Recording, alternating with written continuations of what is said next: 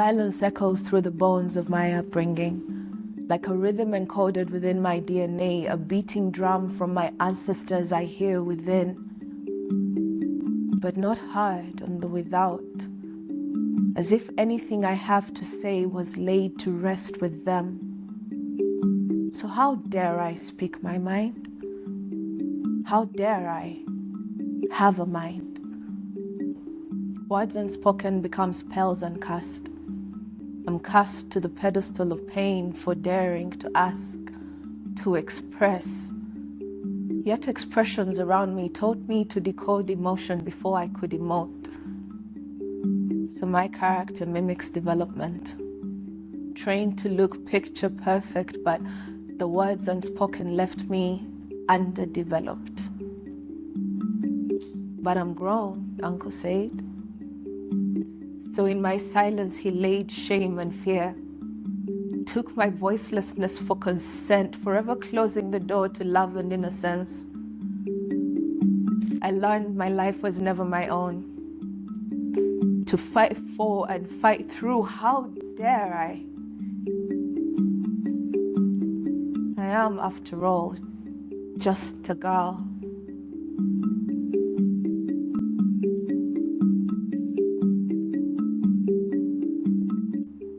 I bit my tongue, programmed myself to survival so I never made the noisemakers list, lest my shame seeped through, between my teeth, between the answers, between the classes.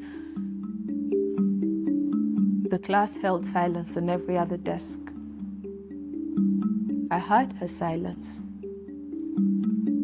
She didn't speak in math, English, or science, so our wounds bonded while our grades fell apart.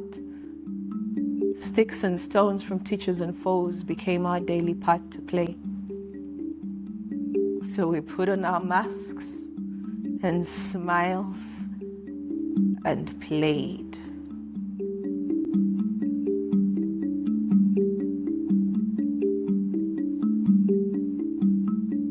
I rebranded, but my body remembers, kept score of every touch uninvited, every footstep counted in memory. It is just a memory. Why won't it fade? Locked with fetters of fear, I live as a prisoner of my mind. It's a drama on repeat, replaying the trauma through steps attempted at growth and decisions that I make just to feel safe. So I caressed my pain through the journey, hoping attention was the balm for healing.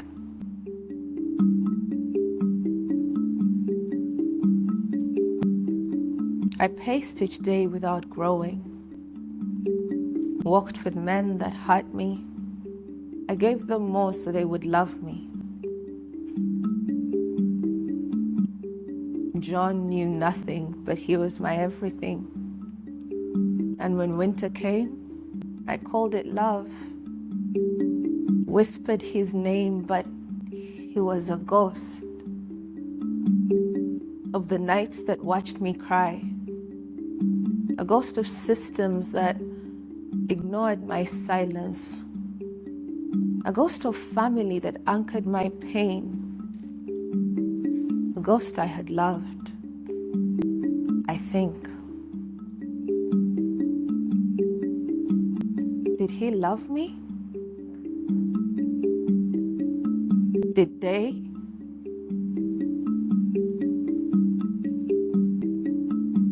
Who loves me? Do I?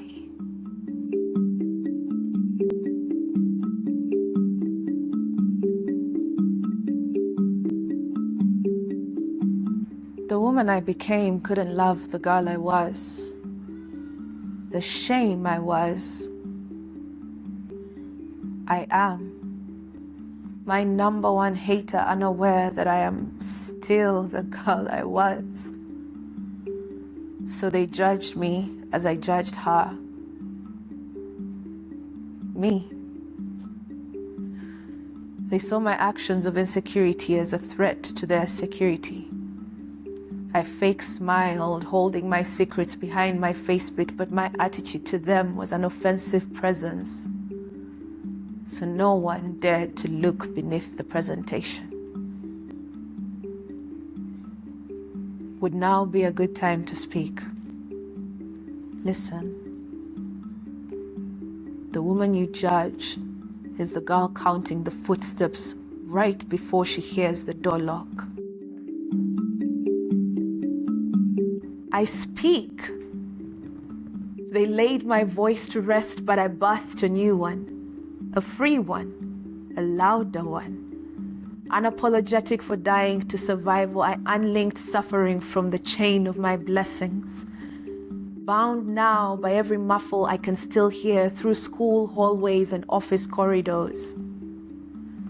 My words reverberate hope to the African girl painfully living in a woman's body, patiently waiting for the moment she is birthed into someone free.